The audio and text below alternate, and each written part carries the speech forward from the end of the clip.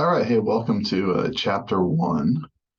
We're going to look at the origins of civilization and Mesopotamia here in this lesson. It won't be too horribly painful.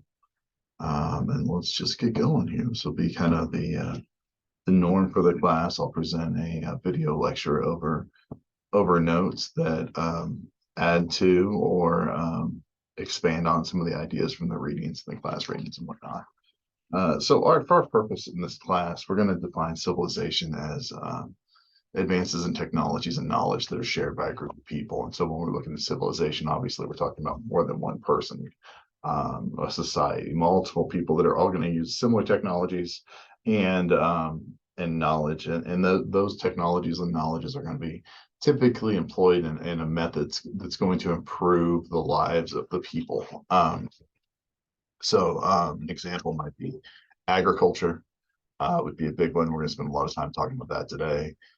Social specialization. So you're going to have, higher level people, either, and it can be a king, it could be a priest, it could be just somebody that's in charge, telling people what to do. One of the theories about why civilization breaks out is this agriculture starts to produce more food, and that food has to either be irrigated. The farmland has to be irrigated, or it has to be stored. And so that you have these massive building projects that have to take place. And if you have a massive building project, you have to have someone tell them what to do, tell people what to do.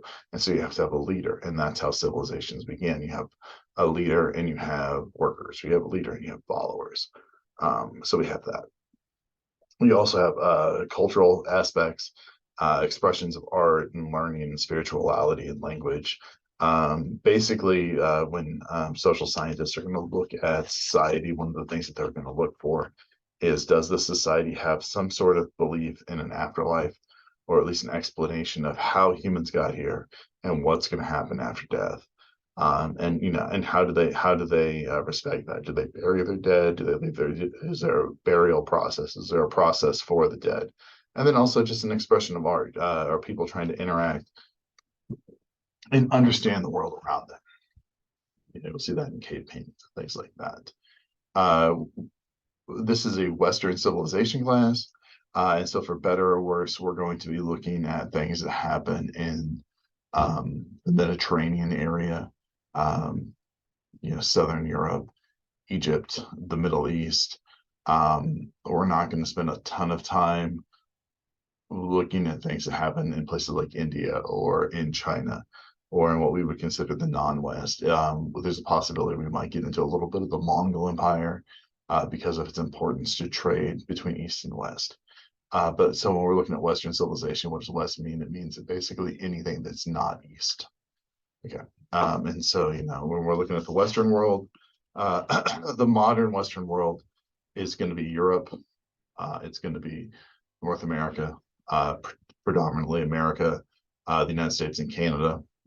It's also going to include places like Australia, most of Russia, some of the developing world, Russia, Western Europe, Eastern Europe, I'm sorry, Latin America and South America. And so not necessarily going to be looking at Asia, not necessarily going to be looking at large portions of Africa. We're going to be dealing with the Mediterranean Sea right here. And so we will talk about Egypt. Obviously, we'll talk about the Middle East and the Arabian Peninsula a little bit. Okay. So depending on your understanding or your belief system, humanity could have started a number of different ways. Because this is an academic course, we're going to just take the textbook's version of things at face value. Doesn't necessarily mean you have to agree with them. Doesn't mean you don't have to agree with them. But this is what we're going with, and this is what the fossil record shows us, at least as one explanation of how this all begins. And so the text believes or argues that humans evolved from hominoids in Africa, and hominoids are going to be like these ape-like creatures that walk on two legs, that possibly at one point live in trees, that venture out of the trees, walk above the prairie grass and the grass in Africa, and begin to explore the regions on their hands and legs. Somewhere around 4 million years ago, we have Australopithecus, which is like a chimpanzee type creature. And they begin to use sticks and tools and rocks to improve their lives, right? Homo erectus is the first hominoid to start to walk upright on a permanent basis. He's going to use stone tools, and he's going to survive until about 200,000 years ago, which sounds like a long time. But like again, if we're looking at the history of the world being hundreds of millions of years ago long, and then humans are only here for I don't know, 4 million. It's relatively short, and I mean we're here for somewhere between 80 and 100 years if we're lucky.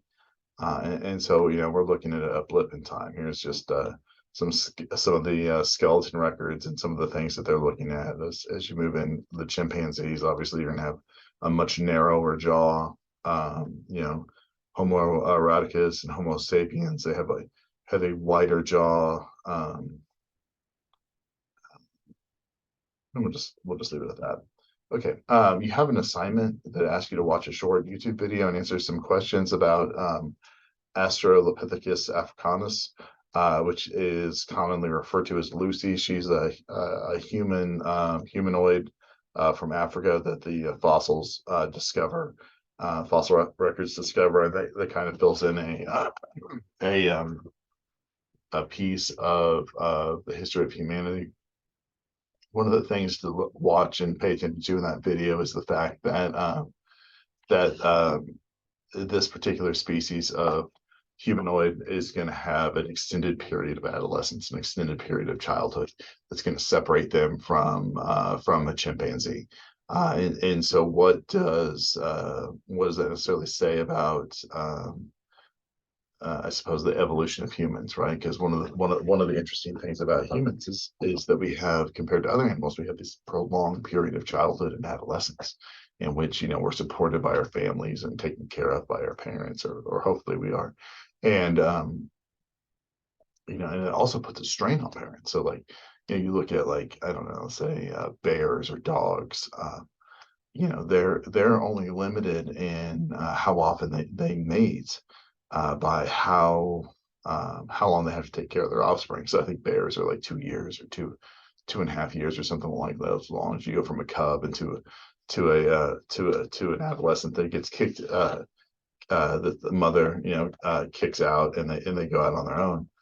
Dogs are much shorter periods of time, but humans, you have this period where for the first, I don't know, 2.5 years, the thing doesn't walk, the baby doesn't walk. It's just this thing that sits there. You need to carry it from spot to spot.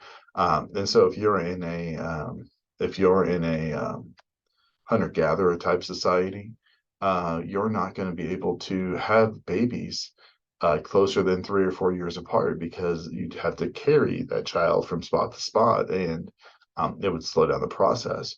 Now, once we develop agriculture, you can start to have children on almost a yearly basis because you're not moving from spot to spot. And those children aren't necessarily going to slow you down. They might slow down your agricultural output or whatever, your day-to-day jobs, but it's not going to be a hindrance on movement, because as a society, you're not going to be moving. And so that's one of the interesting things to keep in mind. Okay, there's your link. About 300,000 Homo sapiens start to emerge. During this time frame, you can kind of see the I don't know, the human lineage, I guess, is what that's going to be referred to. But humans start to use bones, and Homo sapiens start to use bones, and 300,000 years ago, Homo sapiens begin to emerge. Right, this is our most direct ancestor. They're going to use bones and stones to make tools and weapons that are going to make them more powerful than Homo erectus or Australopithecus. They're going to use fire to cook, which is going to increase their calorie input. They're going to start to use their resources, use animal skins for clothing to keep them warm. They're going to use animal skins. Excuse me. to develop shelters, and so that's going to allow them to settle in places with more temperate climates, right? Um, if you can start to change your environment, you're going to do very well. So we have that. Homo sapiens are going to be divided up into two groups. You're going to have Neanderthals and you're going to have Homo sapiens. Neanderthals are going to be a little bit larger. They're going to be physically stronger.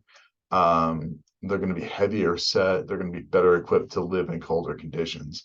And so a lot of Neanderthal settlements are going to take place outside of Africa, in places like, I don't know, Southern Europe, those types of places. As Homo sapiens and Neanderthals begin to expand outside of Africa, they begin to track different places. Um, you'll see the Neanderthals move further north faster than their Homo sapien counterparts. Right? There's a picture of a Neanderthal, heavier dude, wider nose. Right? About 70,000 years ago, Homo sapiens began to spread to Europe. And they begin to interbreed with some of the Neanderthals that are there. For whatever reason, the Neanderthals either get absorbed through breeding or absorbed through some kind of possibly a war or a disease that affects the Neanderthals, people with Neanderthal genetic makeup differently than Homo sapiens, but the Neanderthals die out. And by roughly 40,000 years ago, Homo sapiens had migrated almost all over the world. And that includes places like Australia and the New World, Polynesia, all those island nations as well. So 40,000 years ago, you have people living in modern day North America, making their way down to Latin America following herds. You have people that have shown up on the coast of Australia. You have the Polynesian cultures that develop in places like Fiji and Indonesia and end up in Hawaii during those time frames as well, right? I have a little cartoon there about um, the dying out of the homos of the Neanderthals, right? Girls marry up. I need to marry a Homo sapien. So you have a Neanderthal girl that's going to marry a Homo sapien and create little Homo sapien type babies. This movement of people out of Africa into different areas is very interesting to historians and to archaeologists. And one of the ways that they're going to do that is they're going to trace cave arts. Some of the earliest communications from these people are going to be left scrawled onto caves, either through dyes or whatever. We look at in France. We have depictions of hunts. So probably hunters, taking shelter in caves during the night, that are trying to communicate with, possibly either some sort of a creation story from their society in which they might have come from an animal. They might have believed that they came from an animal, or some sort of devotion to the animals that are going to give them substance. So we have horses and cattle during that time. The other thing that archaeologists are going to look for and historians are going to look for is going to be burial sites. Does a society prepare its dead for afterlife? Is it going to be, are they going to bury them something similar to today, where they bury them in the ground? Are they going to mummify the bodies like they do in Egypt? Are they going to prepare the bodies to be accepted through nature, like the Mongols would leave their dead on hillsides to be picked to be devoured by birds and be deposited back into nature. And so all three of those are very different. It gives you a little bit of insight into some of their cultures, regardless of how they're prepared. But you can see a devotion to the afterlife there. For 40,000 years ago, humans are moving from place to place. We're in that the period where Neanderthals and Homo sapiens are intermixing. They're following animal herds. They're hunting. They're gathering, and those herds are going to provide them with nourishment as well as well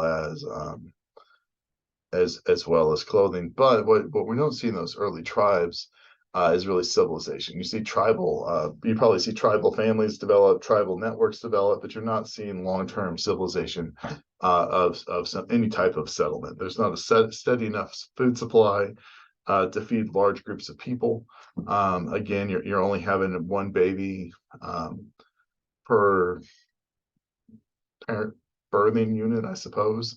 Probably every 3 to 4 years, and so your population is not advancing as quickly as it possibly can. Women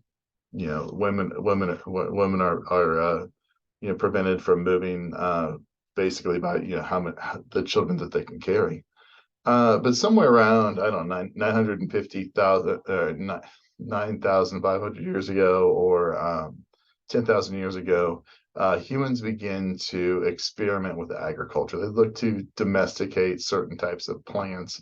They're going to follow around and see, what types of wild grasses the animals eat, and they might experiment with those. They might experiment with grinding grains, those types of things, and they start to learn, how to plant certain crops.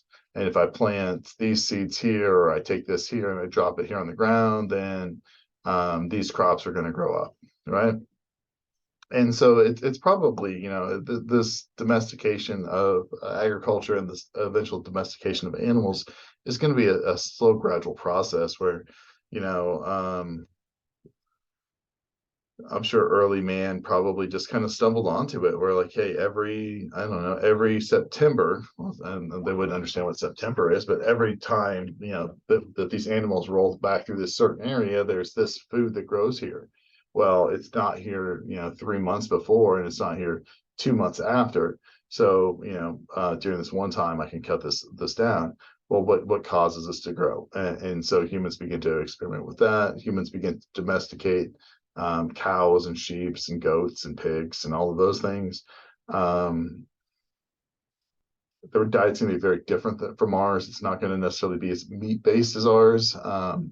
In the fact that I would assume that most people eat some sort of meat based protein at least once a day, if not for multiple meals a day. Cows, pigs, sheep, and goats are all milk producers. And the milk those animals would produce is far more important than any type of protein they were going to get from that meat. If you have milk, you have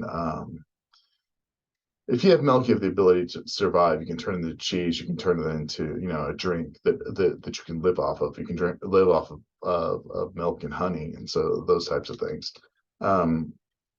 The advantages of agricultural societies once they begin is that you can produce somewhere between 50 to 100 more calories per square acre than you can through hunting and gathering. And so if you can grow more food, you can meet your caloric needs, you can have larger families. If you're staying in one place, women don't have to worry about carrying their children as much, or they can set them down in certain spots, and those kids will be there when they come back. And so then they can have children on a more regular basis. Those children have to be mobile before the next baby comes. And so you can start to have kids, somewhere between, 10 to 12 months apart versus years apart. And so you have that. And so you would have early civilizations. It might be the same idea as taking a simple tribe, the tribe of hunters and gatherers, but instead of following that herd around constantly, we're gonna set up in a certain spot. Now there's probably going to be some intermixing of these ideas of agricultural cultivation and hunting and gathering, things that you would see like with the Native American population in North America, where they would plant crops at a certain time of year. They would follow the herds throughout the summer, and they would return to harvest those crops, and then in winter in a certain area. That's definitely a possibility for a large portion of early civilization that takes place in. But when we're really looking at early civilization for our class, we're going to look at two different areas. The first one is going to be here in this Arabian Peninsula, this area we're going to call the Fertile Crescent, that's going to run through modern day Iraq, with the Tigris and the Euphrates River. And then we're also going to look at Egypt, and the three major Egyptian kingdoms that are going to develop. But we look at this map here, you can see, domestication of animals and food sources all throughout the world. And this is going to happen kind of independently of each other, but it's also going to happen within, a couple thousand years of each other, or at least within 10,000 years of each other, which sounds like a long time for us because, hey, we've only been, honestly, modern civilization. You go back to, the times of the Romans, we're only 200 or 2,000 years separated from them. But 10,000 years and is really the blink of an eye when we're looking at humanity on Earth. Okay. So one of the interesting things is like agriculture produces more food, but people are forced to work longer and harder for that food. Hunter and gathering societies have much more leisure time. Typically, you would hunt before the sun came up, or shortly before dawn, shortly before and after dawn, and again at sunset, and then throughout the rest of the day, you have a lot of time to leisure. Well, agriculture, typically you're working all day, you're weeding, you're trying to water crops, you're cultivating those, you're cultivating, taking care of your animals, I suppose, that you've domesticated. And so hunter and gatherer societies actually, during this time frame, are healthier, they're going to live longer, they're going to have a more varied diet, but society is going to allow for larger groups of people to agriculture to allow for larger groups of people to live together. All right, kind of talked about those different things. Here we go. We look at this Fertile Crescent. If we kind of look at this and extend this idea right through the Mediterranean Sea, we have a crescent shape, like a little C-shaped moon, that stretches from the Nile River into the Mediterranean Sea and then around through the Tigris and Euphrates River into Mesopotamia.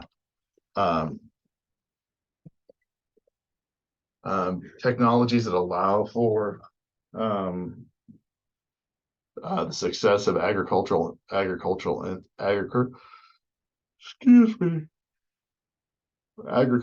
in this region.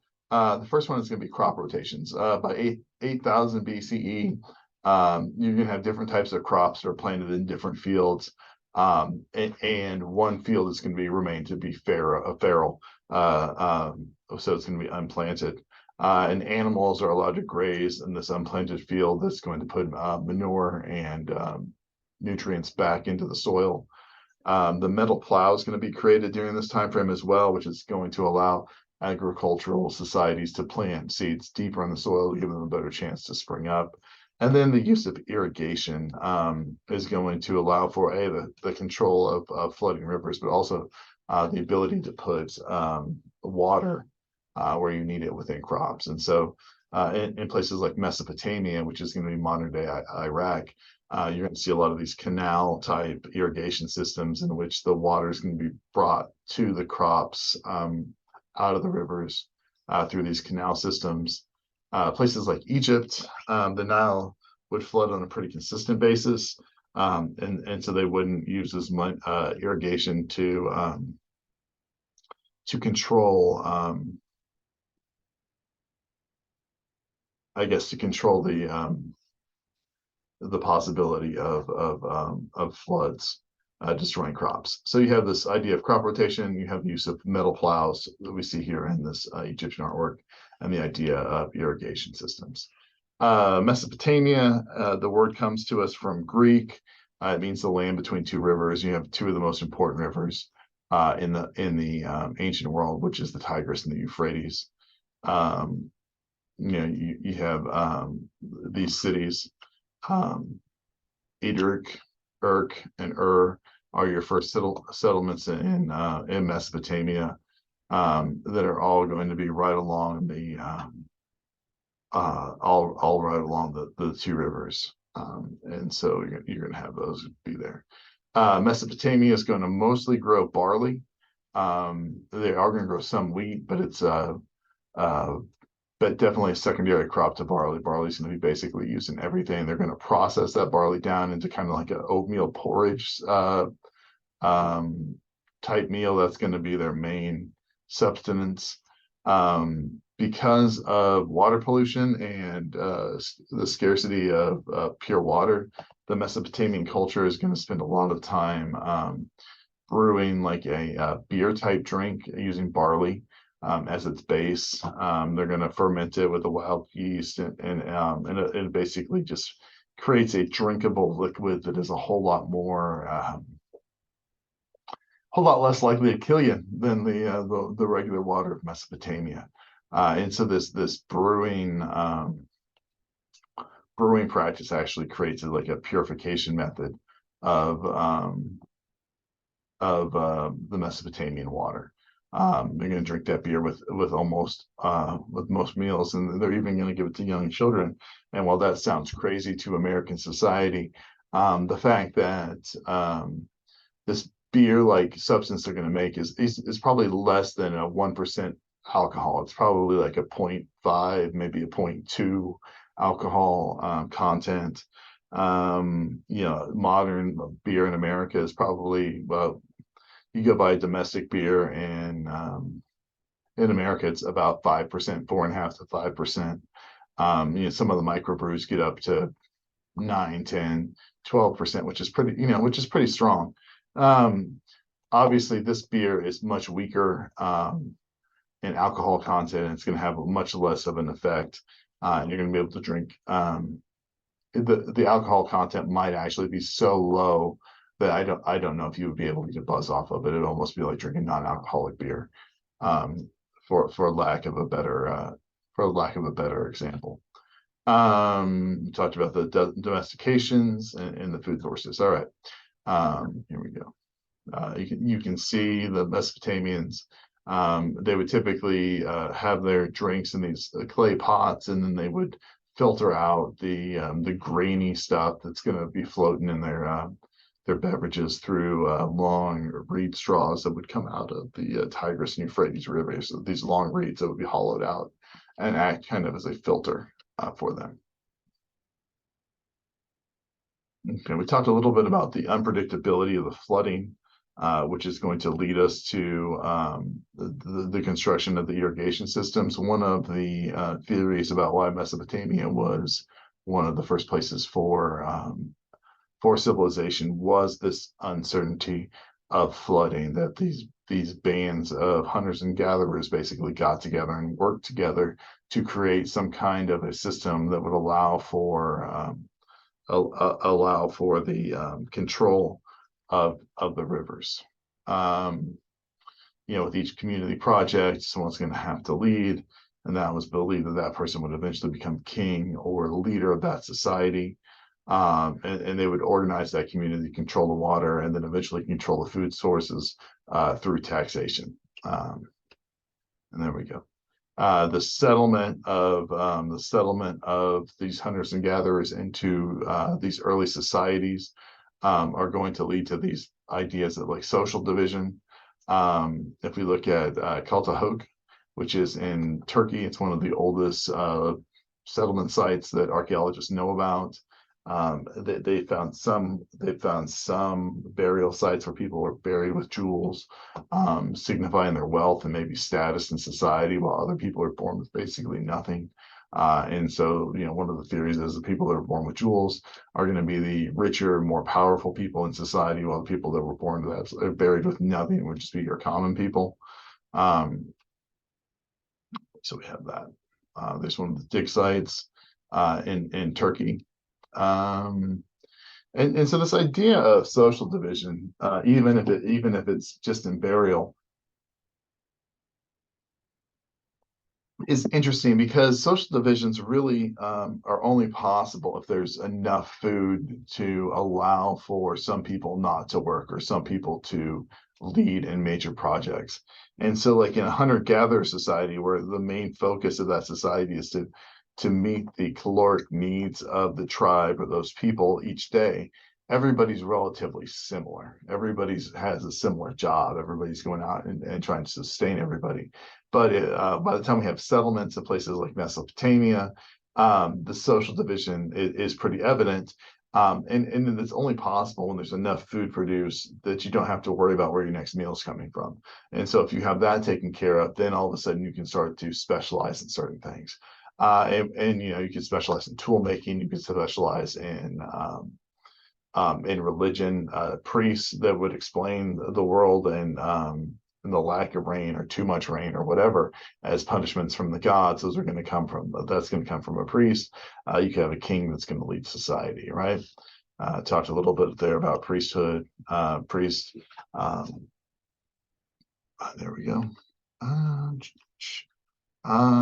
Mesopotamian life is very, very difficult, and it's very, very unpredictable. Sometimes you would have large portions of rain. Sometimes you would have almost no rain at all. I think one of the important things to note here is that although we're talking about modern day Iraq, it was not a desertous place. Obviously, you have the two rivers, and the areas between the rivers are very fertile. But the rest of the land too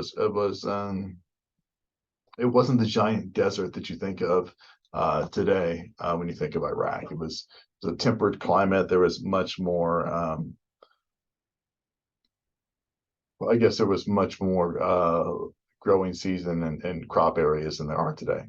Life is hard, and so they're in Mesopotamia, and so their religion and their devotion to religion gods kind of reflect that. One of your assignments is to look up, read about 10 Mesopotamian gods, and then research one individually. You're going to find all of these gods are not very forgiving. They're easily offended. They're angry. They're cruel. They're kind of like a grumpy middle-aged history teacher that's just in a bad mood all the time, like myself. They're just out to rain down death and destruction, right? And so that's what these Mesopotamian gods are looking to do. Ultimately, life in Mesopotamia is to be survived. It's not necessarily to be enjoyed. And so that's kind of interesting. Zygotes or temples that are built in each Mesopotamian city. It's going to be the centerpiece of the city. It's going to be the place of worship, but it's also going to be like your banks and your shopping outlets and and your workshops where you're going to go work. Most of these zygotes are just are reconstructed today.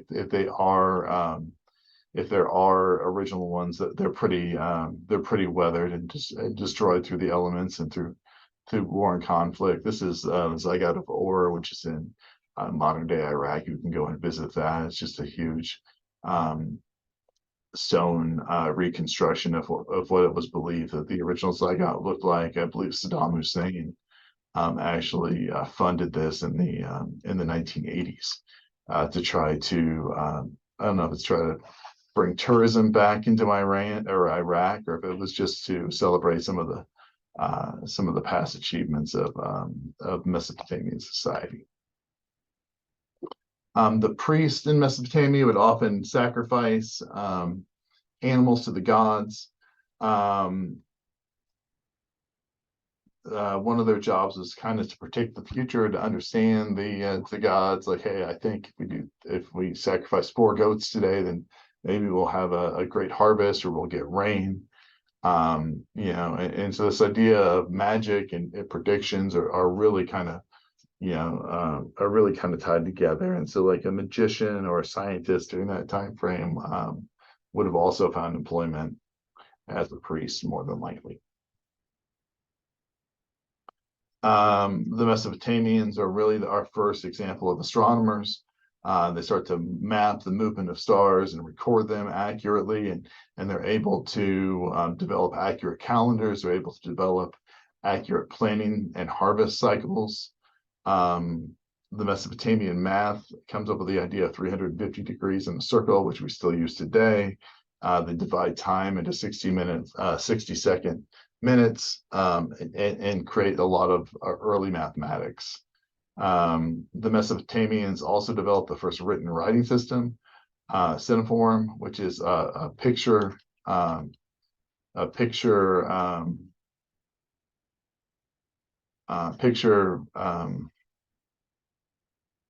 language, much like hieroglyphics, very similar there. And then they also have these wedges that they carve out that allow for letters and for words to be represented on clay tablets. You can see there from a receipt from purchase of beer during that time frame during Mesopotamia. Um, Mesopotamia gives us our oldest known works of literature. That's going to be the Epic of Gilgamesh. You're going to read some excerpts from that in this unit. Gilgamesh was the king of Uruk, and basically he was the baddest dude alive. Like he would just he would go out, he would beat people up, he would take their money, he would take their girlfriends, he would take wives, and the people of Uruk basically cried out to the gods, and they're like, "Oh, you have to do something. Help us with Gilgamesh. He's too much." And so the gods hear their people cry out, and they decide to send Gilgamesh a best friend, and so Gilgamesh finds Ichnud, and they do they like all great buddy dramas, right? They meet each other, they get in a fight, and they become buddies. And so then when they do that, when they have a buddy, no longer is Gilgamesh just going out and messing with other people. He's going out and they start to mess with the gods. And so the gods kill Ichnud, and Gilgamesh becomes very concerned that one day he too is going to die. So he goes on this trip looking for the secrets to immortality. And that's what you guys you'll read about Gilgamesh and his findings. One of the interesting things is the Mesopotamian epic tale of Gilgamesh has a flood story, very similar to that of the Bible, that predates the Bible by about 2,000 years. And so, so obviously archaeological records show us that there was some sort of a great global flood at some point in early civilization. And so, here you have multiple I don't know, multiple cultural accounts, I suppose, one through Mesopotamian culture, one through Jewish culture, that are going to recount the tale of the flood in a very similar way. And so you can read that when you think about it. Here's the actual manuscript of Gilgamesh that's found. This is a statue of Gilgamesh that's he's wrestling a lion, I suppose, back in the day. Another piece of important archaeological finding is the Code of Hammurabi, which is a legal code from the area, and basically it just outlines crimes and punishments based upon your gender and your social status. So, there's different punishments for slaves, there's different punishments for freed people, women, there's different punishments for women that break the law than men. And I think you guys have some examples of that you're going to read about with the coursework. Mesopotamian culture on a whole doesn't necessarily lead itself easily to empire, and so these city-states would typically maintain themselves for a long period of time because they would build up walled cities that were easy to defend against armies of conquest, I suppose. And some of the Mesopotamians were typically led by small city-states, but not necessarily large kingdoms. Sargon of Akkad is the first real true ruler of Mesopotamia, and he starts to Akkad is right there in the middle, and he starts to conquer areas to the south and the north of him. He creates the first professional army that's more of an army than just farmers that are called into battle. Creates this idea of siege weapons to break through walled cities, and we have that. Sargon is followed by the Ur dynasty, and basically we know a lot about them because of their records keeping. They would write down almost everything, and what they're focusing on mostly is tax collection. And so, like, historians can go back and look at the economy of a kingdom during that point.